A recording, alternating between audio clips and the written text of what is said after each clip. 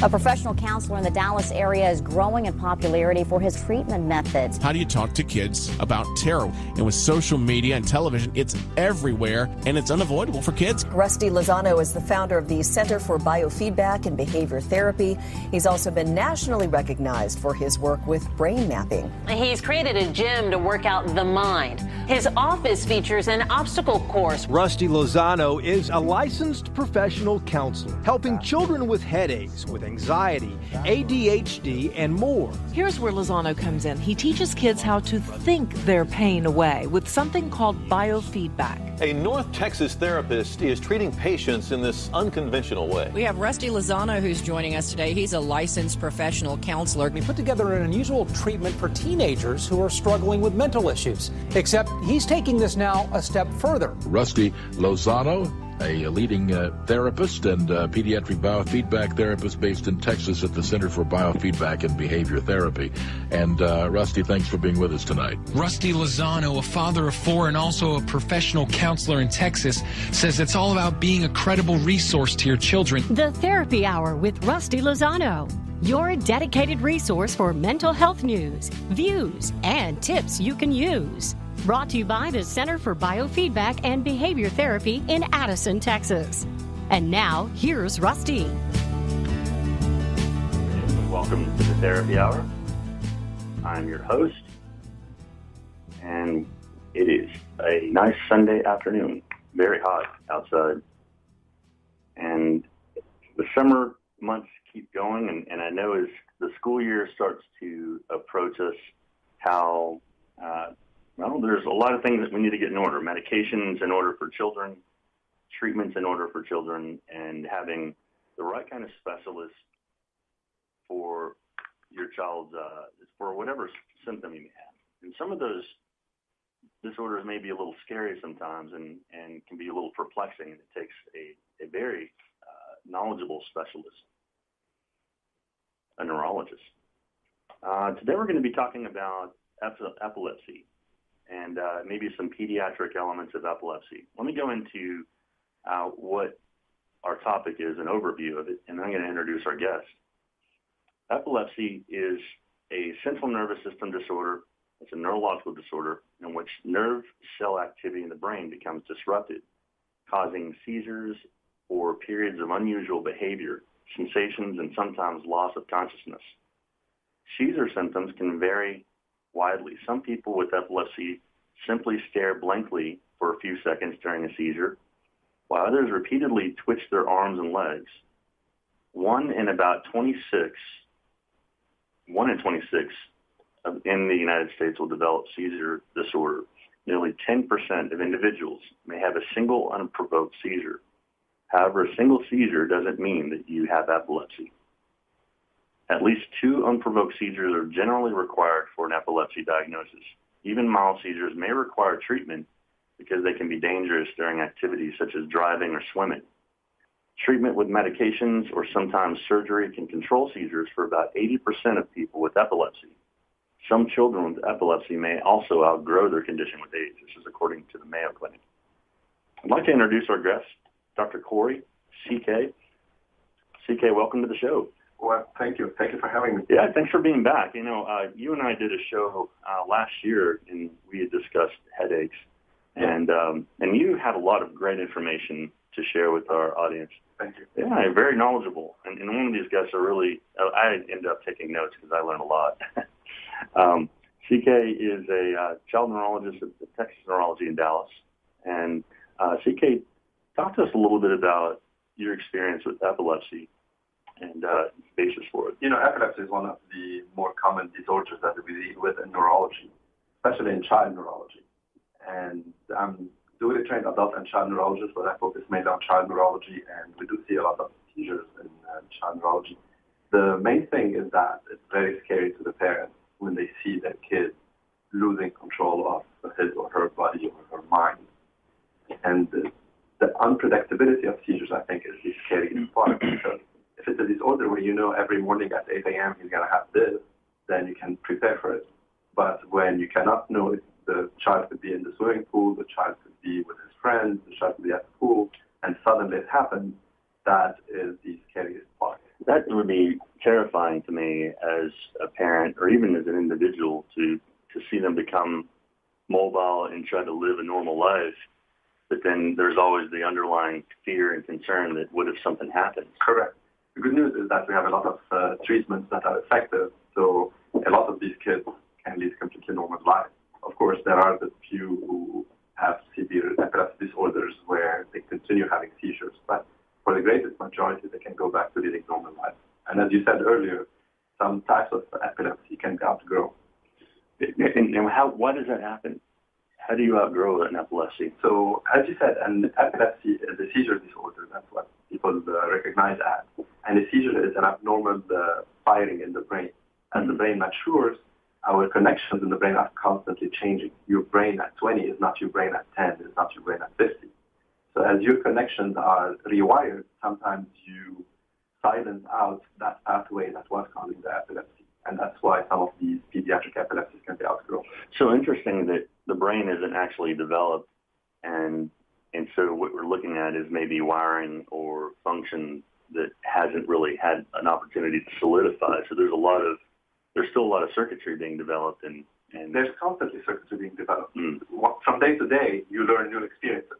So even as an elder, yes, as everything at any time of life, right? When you stop relearning stuff, you're dead, basically. So there was a time when there was a belief that the brain actually stopped. You had a very small amount of time to introduce language and new concepts to a child. Is that an antiquated idea? No, it's not that. It's easier for a child to acquire this information, but you see adults learning new languages. So it can happen. It just takes them way more effort. Because the easiest way that I explain to my patients is think of the brain as a computer network, because it is a computer network. Yeah. And as a child, you have tons of networks in place because you don't know which one is the efficient network. And as you're growing, as you're maturing, you're trimming away the inefficient networks and maintaining just what works for you. Mm-hmm.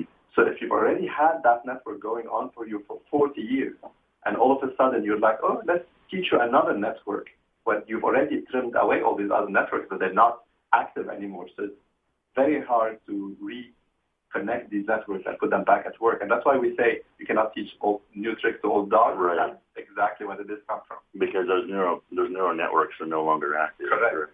So you can still relearn. It just takes you a whole lot more effort. Mm-hmm. And so as we're looking at the concept of epilepsy, perhaps there's a misfire in the brain. Do they really know like what causes epilepsy? Epilepsy is two types that we think of.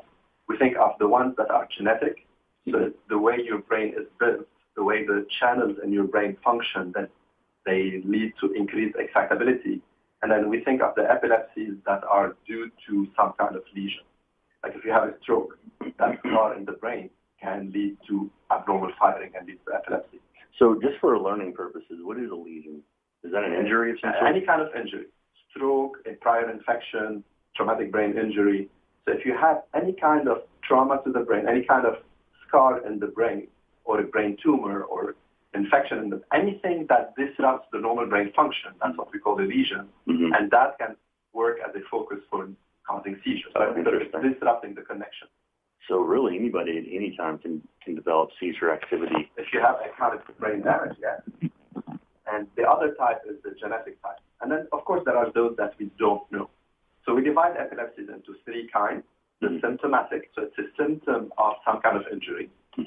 The genetic, and then the unknown in between. The unknown, it keeps on shrinking because we keep on identifying better ways of being able to know the genetics of stuff and see lesions that in the past we couldn't see. But there's always something beyond the limits of medicine that we don't know how to classify, so we leave them in the unknown group.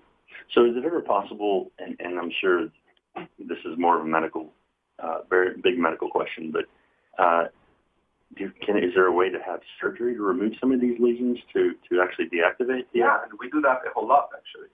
So when people cannot be controlled with medication and they keep on having breakthrough seizures, then we go looking for, do they have some kind of lesion in the brain that we can cut out? The problem is that if it is in a silent area of the brain, and by silent we mean areas that don't have major functions, then we can't cut it out. But if your lesion is right there in your language area, you cut it out and then you cannot talk. So that's the problem with lesions in the brain. So you have to map it out, and then once you map it out, then you can decide, is this something I can cut out or not? Interesting. So this would require then, and it's not something that a parent necessarily needs to be, or an individual needs to be concerned about. Would you say this is a relatively straightforward procedure, surgery, or is it less? It depends. If it is, as I said, if it's in the silent area of the brain, like the temporal lobe, we do these all the time, temporal lobectomy. So this is a pretty, more or less, it's still brain surgery, but it's a straightforward brain surgery. But if you have a lesion that is in some eloquent area, like language or movement and stuff like that, then it becomes trickier. But this is not something that the parent of a child with no onset seizure needs to be thinking about, because most of the time we can control them with medications and we don't have to be talking about this. I see. And then medications, and you can live a relatively normal life as long as Correct. As long as your seizures are controlled, you go back to living a normal life. So we tell them usually for the first 3 months, that's by Texas law. If you're under the care of neurologists and on seizure medication, if you go 3 months seizure control, then you can go back to having no limitation, like go back to driving, for example, which is the biggest problem that older teenagers face. And you know, I'm going to talk to you about a specific case. We're going to take a quick break, but a specific case that was just like that, a teenager who wanted to drive. We'll be right back after the break.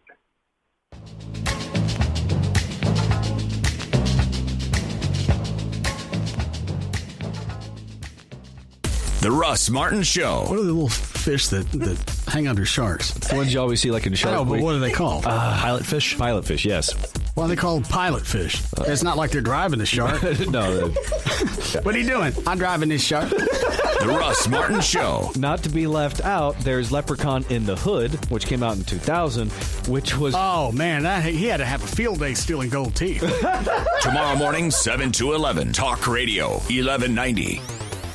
Ransomware is software that can infiltrate your business through email, enabling cyber criminals to hijack sensitive information as ransom for your own data's release. Leveraging Barracuda email security with advanced threat detection can stop a ransomware attack in its tracks. As an added measure, Barracuda Backup allows you to recover your data without having to surrender to extortion. Crime doesn't pay when you protect your business data with Barracuda. Go to barracuda.com/ransomware to learn more. Mom was diagnosed with Alzheimer's at 58 years old. 8 years into the disease was when all the light went out. For me, it was heart-wrenching.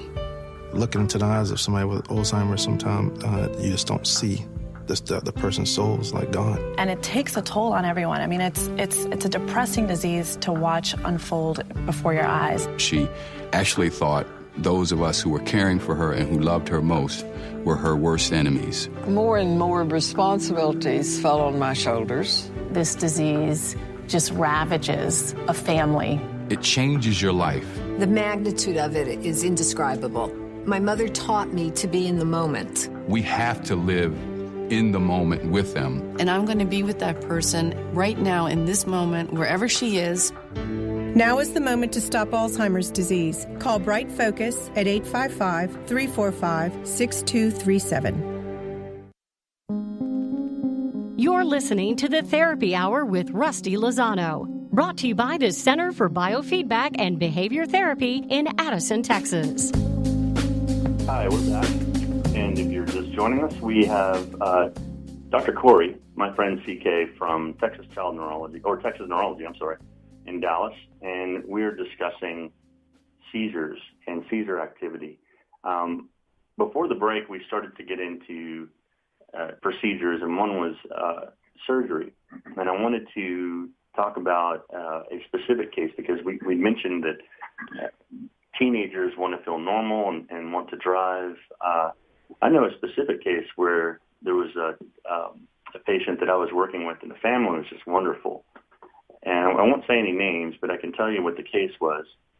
So he had seizure activity. We worked with each other quite a bit on using some biofeedback therapy to help him manage his stress. It seemed like in some instances when his stress level was high, that he would be susceptible to the symptoms of a seizure. But I remember there was a time that kind of frightened me to hear what he was doing. But he used to race trucks, like he used to get his truck, and like any teenager is going to want to show off their wheels, but he would do it dangerously. And one of the things I talked to him about quite a bit was the concern I had about how, perhaps, what if he had an episode while he was driving? It would essentially he'd become a dangerous projectile. Do you run across things like that? We run across this all the time. Telling a teenager who just learned to drive that you need to stop driving is like the biggest blow to their ego, to their lifestyle, to everything. When all their friends are driving and all of a sudden it's like, come pick me up because I cannot take the car. And then all of a sudden they have to explain to everybody else, well, yes, I do have seizures, I'm having epilepsy. It's a big deal. So, but you've got to do what you've got to do. But I always tell them, forget about the fact that you're in the car and if you have a seizure, you can fall down the ravine or kill yourself. What if there are kids playing on the side of the street and you have a seizure and now you killed 3 or 4 kids just because you decide to drive even though you shouldn't be driving? How can you live with yourself beyond that? And that usually resonates with them better than you can die, because as a teenager, your sense of self is so big that death is never scary. And that's normal part of being an adolescent. That's normal part of brain development. Otherwise, they would never be able to break away from their parents. You mean these kids that are jumping off houses on the picnic tables? You mean they'll get hurt doing that? So it reminds me of that show Jackass that they aired on MTV for a while, and that was the name of the show, folks. I'm sorry, but they would do these stunts to each other, and a lot of it was, it seemed just very extreme. Yeah, I've seen it. It's totally extreme. But you're right, though. Adolescents do go through this. It's like a what's the word I'm thinking about? I'm immortal. Yep. I'm an immortal. Death is not scary because they don't think they can die. Yeah, because there's not even any kind of point of reference to that. Biologically, it's because the frontal lobe is not yet myelinated, so they don't have that sense of danger, that sense of knowing the consequences of what they're doing. Yeah. And evolutionarily, this is important because otherwise they would never break away from the home. So if the frontal lobe develops before they do all of this, then why would they leave home? What is more comfortable than having somebody pay you for your rent, for your food, doing your laundry? Why would you ever want to leave live that? for free, right? Yeah. Those are great days. I'd like to get back to those. Yeah, and the other thing that is that you see is that all the great artists, all the great sport people, it all develops during those years because you feel so invincible during that time that you're willing to take that extra step that as an adult you're all of a sudden thinking like, hold on, that's dangerous, I don't want to do it. Yeah. And that's why this is actually, from a societal perspective, it's also a plus, even though it's dangerous to the individual. Yeah, and that actually falls in line with a lot of the theories, developmental theories, and how we think about the concrete and pre-operational states in the brain. Correct. And how children, up until they get to a certain age, they think very concretely, and the abstract ability, the abstract thinking, isn't actually ever available to them until they're much older. Have you ever seen in a circumstance with seizure activity where you didn't see frontal lobe development? It reminds me of halted frontal lobe development. There was a story that was about Phineas Cage. Yeah, that's not frontal lobe, that's temporal lobe, and that's because he had the surgery. Okay. And he lost his ability to develop new memories. So he was stuck in whatever year they did the surgery in 1947. Yeah, and before he was, the brain's very complicated. Before he was very astute and he was a respected individual in the the community. He was very astute. He didn't become stupid. He just was not able to form new memories. So anything that you would teach him, he cannot retain that information. Yeah. So he continued. He had all his old memories, and he continued living as if this is the year that he's living in. And he would not move year to year with the time. Do you see those type of symptoms with epilepsy? No, we never do surgery on both temporal lobes. Well, no, I'm saying, do you see that type of symptom where an individual's memory is affected because of seizure activity? Yes, definitely. If seizures affect the dominant temporal lobe, it can affect their ability to form memories sometimes. The brain has great ability, though, of moving things the other side when one side is dysfunctional. So we don't see a Phineas Cage-like case anymore. It doesn't go that far. But yes, having short-term memory problem is actually not that uncommon. I see.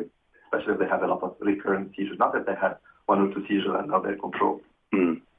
Some of the symptoms of seizures, as outlined by the Mayo Clinic, is because epilepsy is caused by abnormal activity in the brain cells, seizures can affect any process your brain coordinates. Seizure signs and symptoms may include temporary confusion, a staring spell, uncontrollable jerking movements of the arms and legs, loss of consciousness or awareness, and psychic symptoms.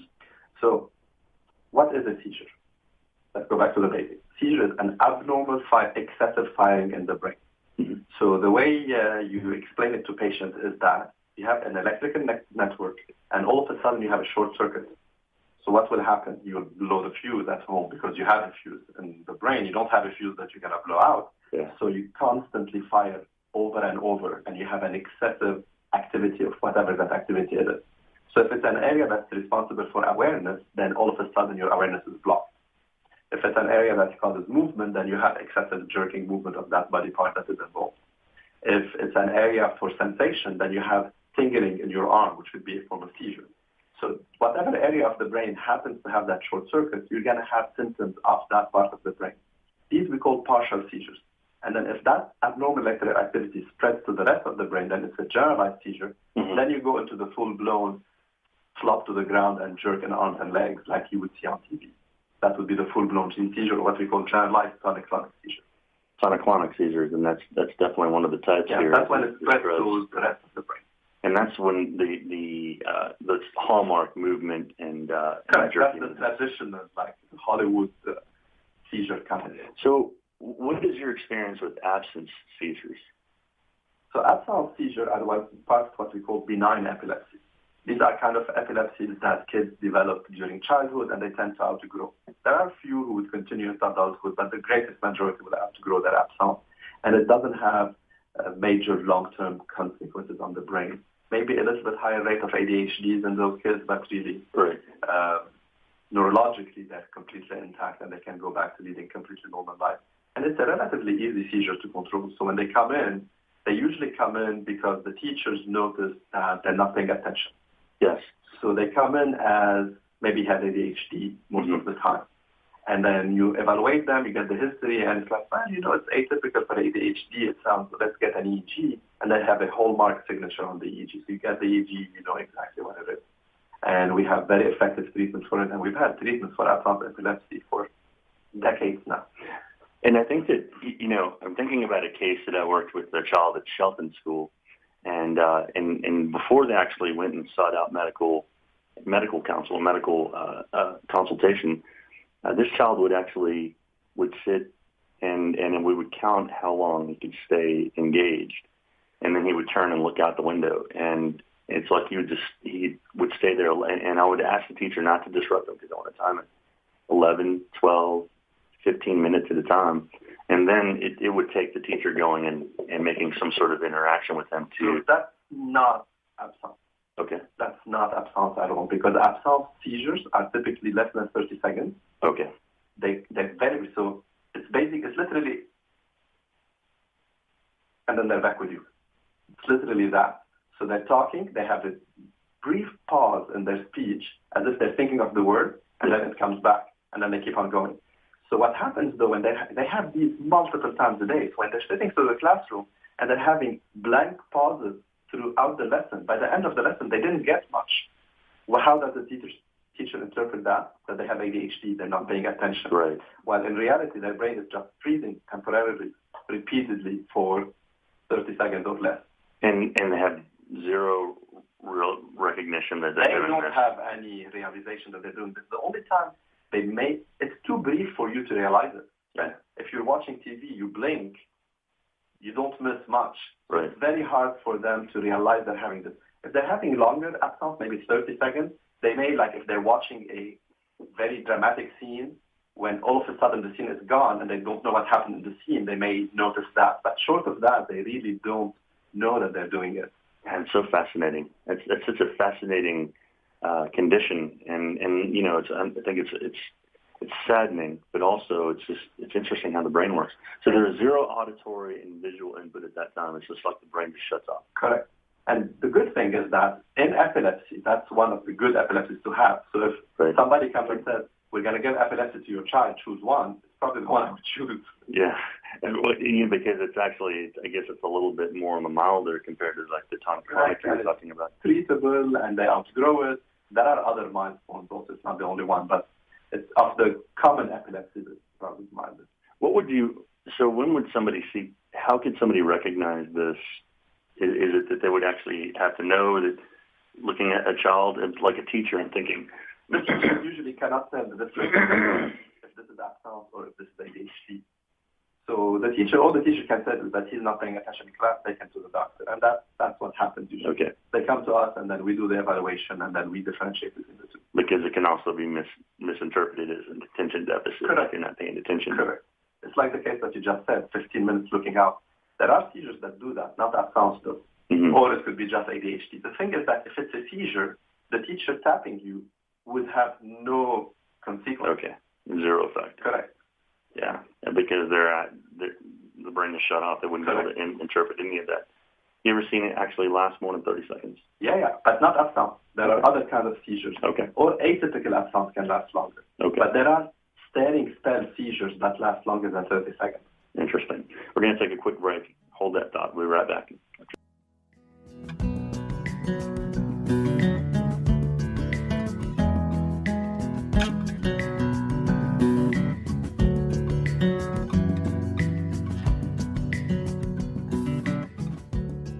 Hello, Coach Gary inviting you to Sports Talk Sunday night 6 to 7.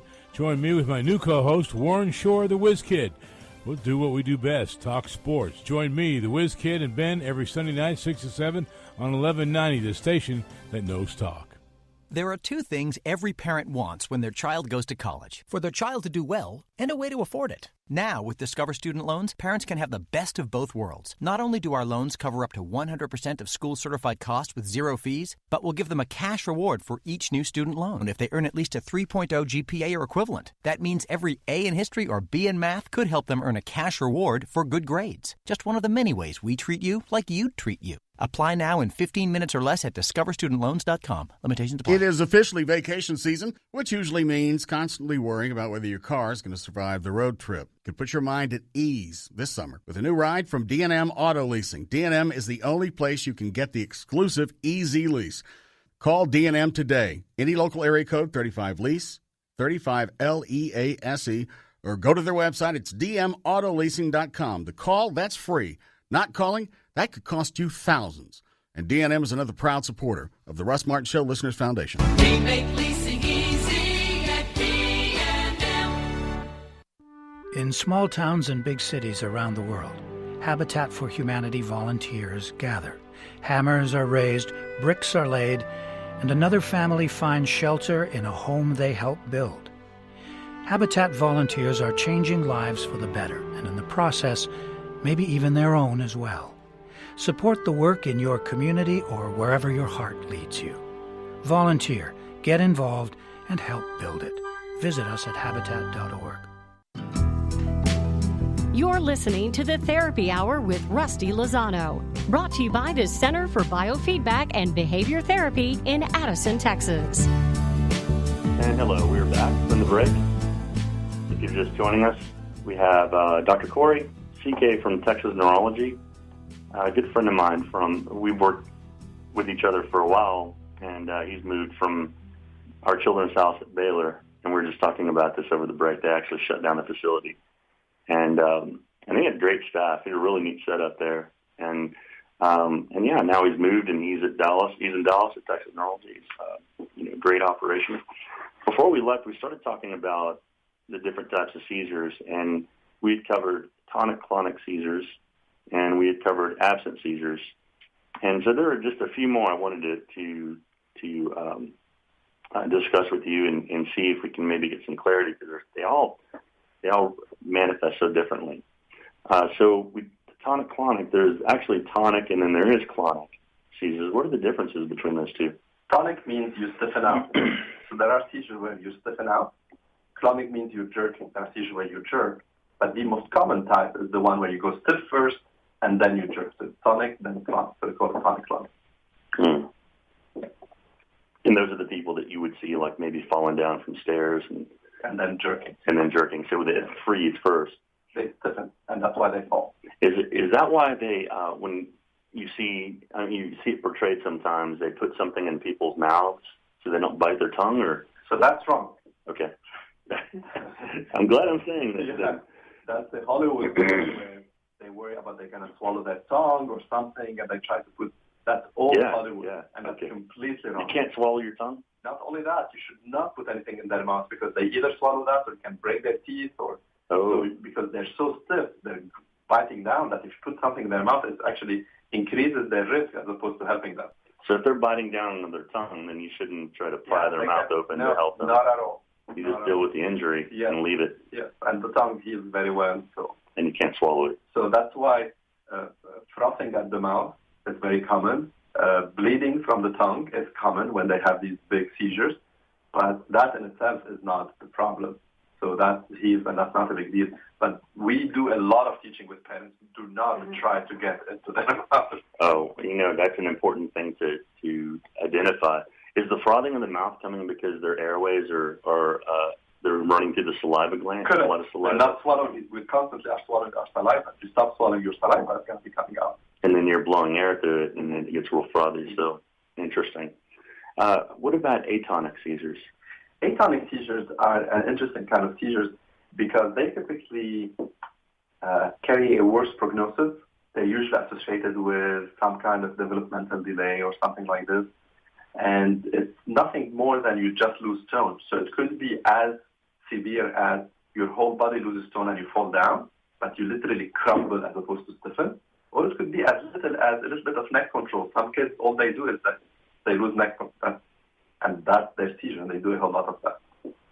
And they have like the jerking movements. And they don't jerk, just a single loss of tone. So the head drops, and then it comes back. Do all these require the same kind of medication? The same kind of treatment? No, different medications work differently for different kind of seizures. So Absalt has something specific for it that doesn't work for anything else, for example. But it also responds to other drugs that other seizures. So the way we think of seizure medications, we think of those, there is one that works only for Absalt, ethosuximide. And then the others, we think of them as those who work only for partial kind of seizures and those who work for more generalized and partial seizures. I see. I'm going to switch the topic here for a second, and kind of bring in some research that was done in my field with EEG biofeedback. Are you familiar with neurofeedback? So in the 1970s, Joel Lubar, I mentored under him for about 5 years, and in the 70s there were a group of these researchers that would do animal studies. I mean, it was all about animal studies and what they could do with these new electronics that they had, computers as big as the room. But he had actually trained cats to produce a certain rhythm in the brain called sensory motor rhythm. It's about medium beta. And so anytime that they would produce this medium beta, he would send a little jolt of electricity. He and Barry Sturman, they did the study, and they would send a little jolt of electricity into the pleasure center of the brain.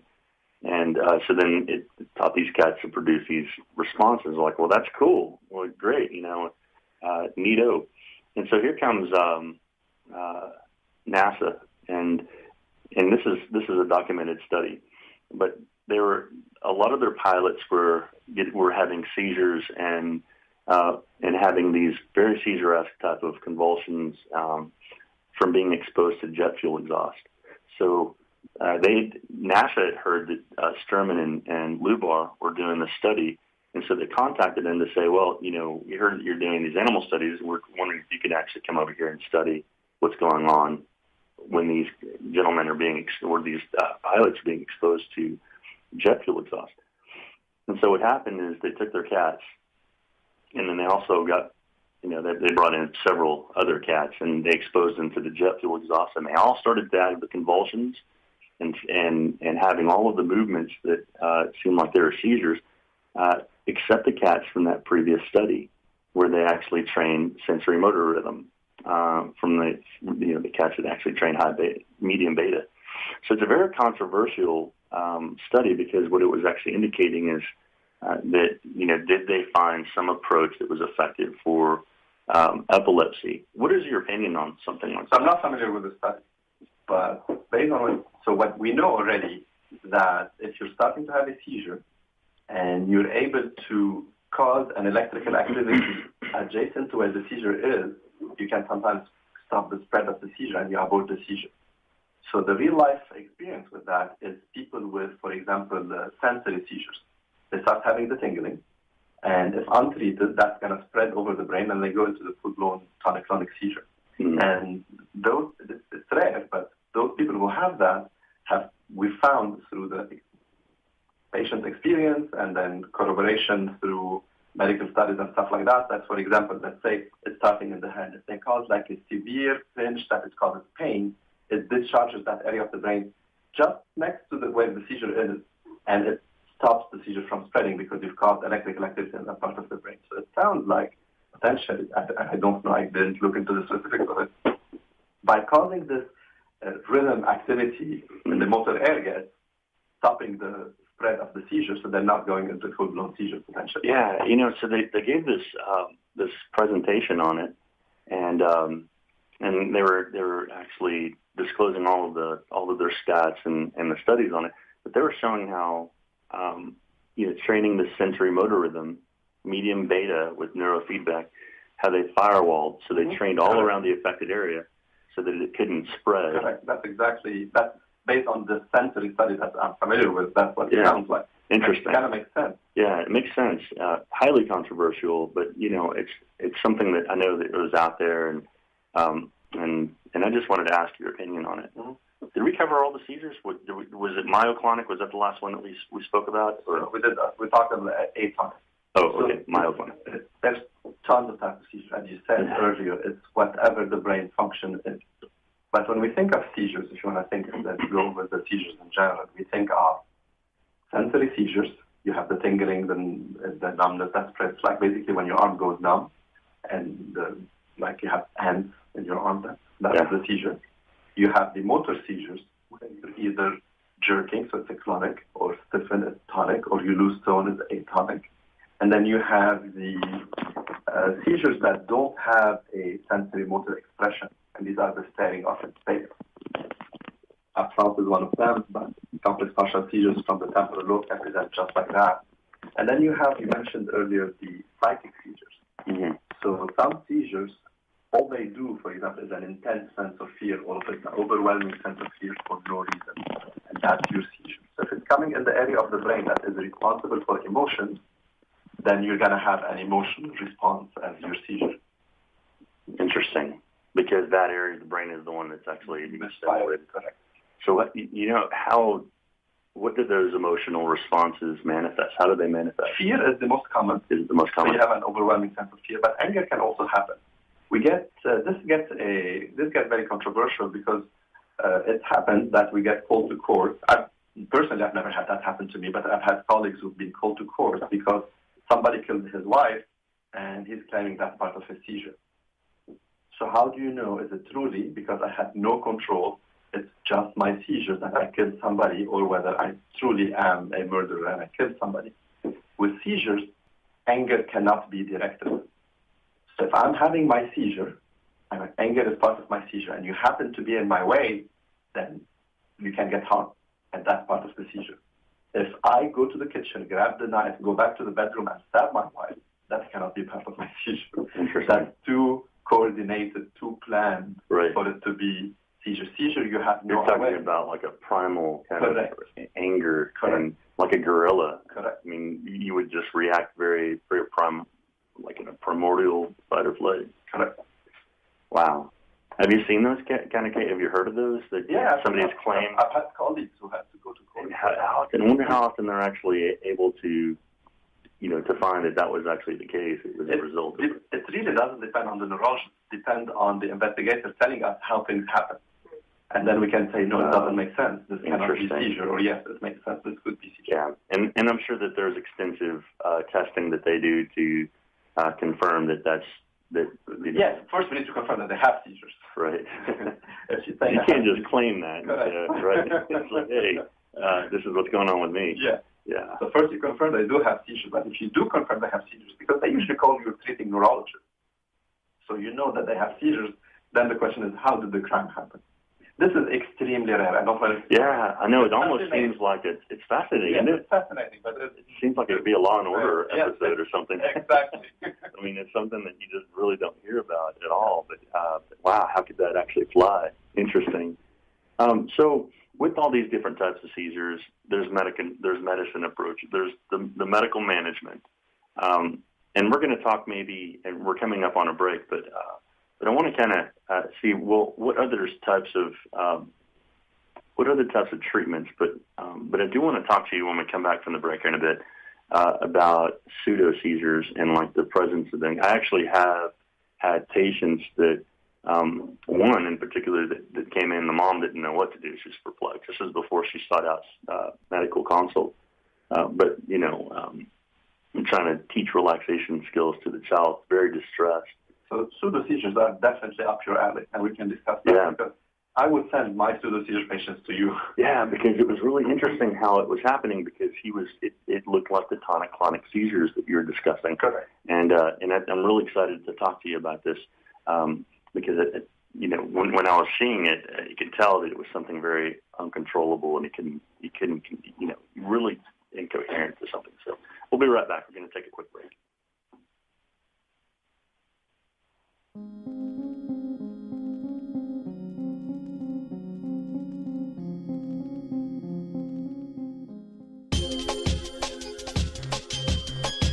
Local music in North Texas has a voice, and you can hear it Saturday nights on the local lounge. Join me, your host, Zach Killian, as I bring in musicians, directors, and local talent as they discuss humble beginnings, rock star moments, and how to make it in today's local music scene. It's the Local Lounge. Saturday nights from 7 to 7:30, only on Talk Radio 1190. Not available in all states. Hey, Carl, how is it you're always golfing? I thought you owned a business.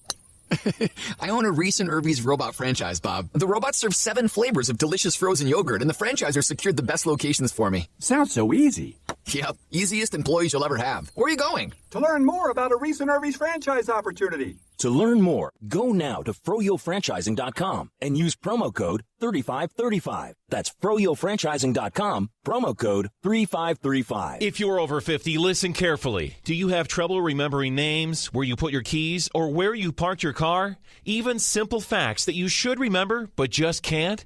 By age 50, the average person has lost half of their short-term memory, and it only gets worse. Don't ignore the warning signs of age-related memory loss. Call now to receive a free 30-day supply of Sebria, the best-selling non-prescription memory formula supported by 20 years of memory research. A scientific study shows that Sebria can boost your memory within just 30 days. Just call 1-800-990-7765 to get started. I saw myself go from forgetting people's names, forgetting phone numbers, forgetting you name it, I don't know, to having it all at my fingertips. Get your free bottle of Sebria, 1-800-990-7765, or order online at freememoryoffer.com. 1 free month per household. Don't wait. Call 1-800-990-7765 or go to freememoryoffer.com. Right now, there's a girl in India who has dreams bigger than her village. Right now, there's an elder in Guatemala who dreams of a life of greater dignity and less loneliness. You can help change the future of one person in a single moment.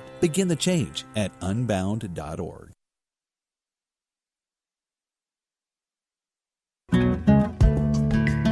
You're listening to the Therapy Hour with Rusty Lozano, brought to you by the Center for Biofeedback and Behavior Therapy in Addison, Texas.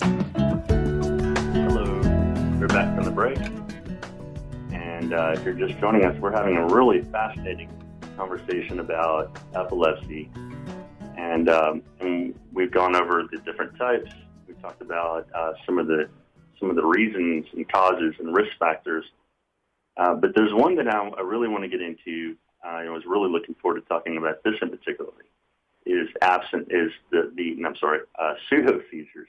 So let me stop you right there. We try to not use the word pseudo seizure anymore, because pseudo means fake, Oh. And many of these kids are not actually voluntarily faking. Well, I'm going to update my terminologies then. So it carries a negative connotation.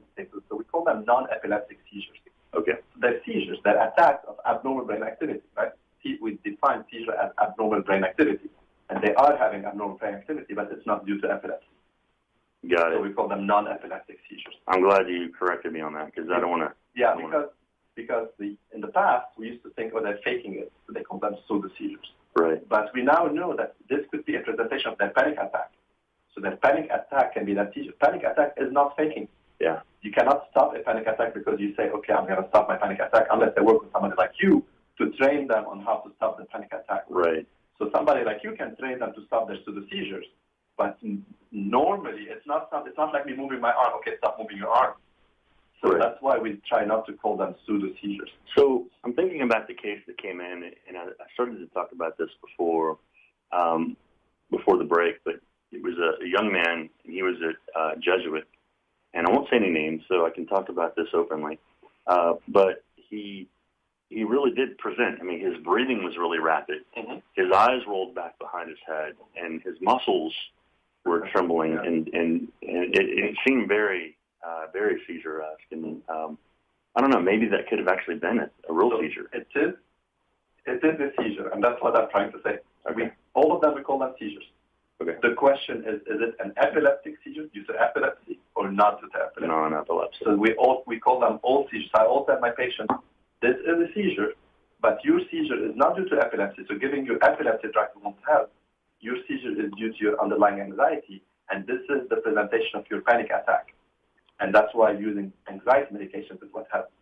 So a panic attack can present in various ways. It can present in the typical, I'm scared and I'm fearful, I'm acting in a fearful way, but it can also present with neurologic symptoms. So it can present as a seizure, it can present as stroke. Because you have so much anxiety, that part of the brain shuts down. It's like it's shutting down. It's negating. It's on so much.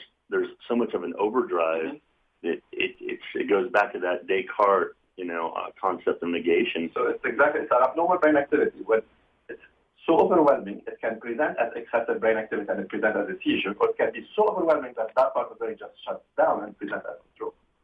So anxiety can present in very various ways. Yeah. And it's important to differentiate the two because one is treated with seizure meds, the other one is treated with anxiety meds and biofeedback. Right. Yeah. And the peripheral biofeedback is what we're discussing, and that's the relaxation type. And I will say that there was another case of an individual that had the non-epileptic type, and she was her body moved in such a way, and her breathing was off. She ripped up my leather couch, with her feet, and she was just thrashing her body like she couldn't stop. So rationally, she wouldn't, it's not something that somebody would do, and knowing that they're destroying somebody's property. But in this case, it's like something she couldn't help. And remember, in psychiatry, you have the factitious disorder and the malingering disorder. Is there somebody who would fake seizures because they want to get out? Maybe they exist, but usually that's the minority of cases. Mm-hmm. And that's where the psychiatrist's job comes in, not me, to try to differentiate is this through malingering, where they're conscious of they're doing and they're doing it on purpose because they're trying to get mom's attention, or is this through anxiety disorder where they have no control over it? And that's how it's actually and it's manifesting in this way. Correct. Are you seeing a lot more of these days? Do you hear about the non-epileptic seizures? Are you getting many of these? We've always gotten many of those, but I don't see in my practice. I haven't noticed that all of a sudden now we're getting more of that. Yeah, well, I was curious if there's a correlation between how difficult school is these days with how well these kids can manage. We do see way more headaches because of the stress. Right. Yeah, and that's well, there's always going to be headaches where there's stress. There's going to be when there's stress, there's pain. Yeah, school is not what it used to be. It's great though because now you have these 10-year-olds that are developing these contraptions. You hear about the little 10-year-old that developed the in-car air conditioner and alerts the police. Correct. So I think we're evolving, in a certain sense that the intelligence is starting to kind of shift. But the stress level is also increasing. Exactly. Everything comes at a price. Yeah. So going back to the concept of how the complications can affect people, we talked about falling. We talked about drowning, car accidents. I did just want to mention just one thing. What about pregnancy complications? What if somebody is pregnant and they have seizures? So there is a higher risk of miscarriages in women with epilepsy, just because of the seizures themselves. So then the discussion becomes, do I put you on seizure meds, even though we know they could affect the baby, and take that risk? Or do we not put you on seizure meds, but you have seizures, and take that risk of the baby dying, right? Because of lack of oxygen supply, lack of blood supply, because of what's happening, or if you're falling and you're hitting yourself and stuff like that. So there's always this balance. So the recommendation currently is that if you are on seizure medication for your seizures, you stay on your seizure medications for your seizures. And then we monitor your levels because your blood volume changes, so your levels may change. So make sure you don't have breakthrough seizures. There are a couple of seizure meds that if you are on them, we have to take you off because the risk of fetal abnormalities is much higher with those, like Depakote. So if you're on Depakote, we're taking you off Depakote.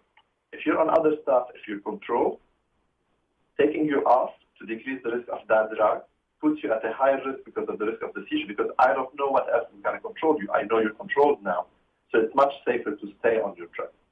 Right. And then there is a national registry for any woman who gets pregnant to keep track of the outcomes of the pregnancy for the individual drugs that we know long-term, which seem to be safer.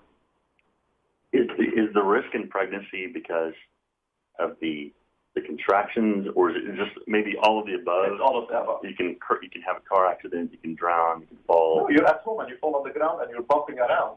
That's not good for the baby. Yeah, that would actually be terrible. Correct. But it's also the seizure itself with how the contractions happen that can be detrimental to the baby. So we always recommend that you stay on seizure medication, but you have to take folate supplementation to lower that risk of fetal complications. So higher doses than the normal neonatal vitamin. Prenatal vitamin. Yeah. So always talk. So if you're an epileptic woman, do not,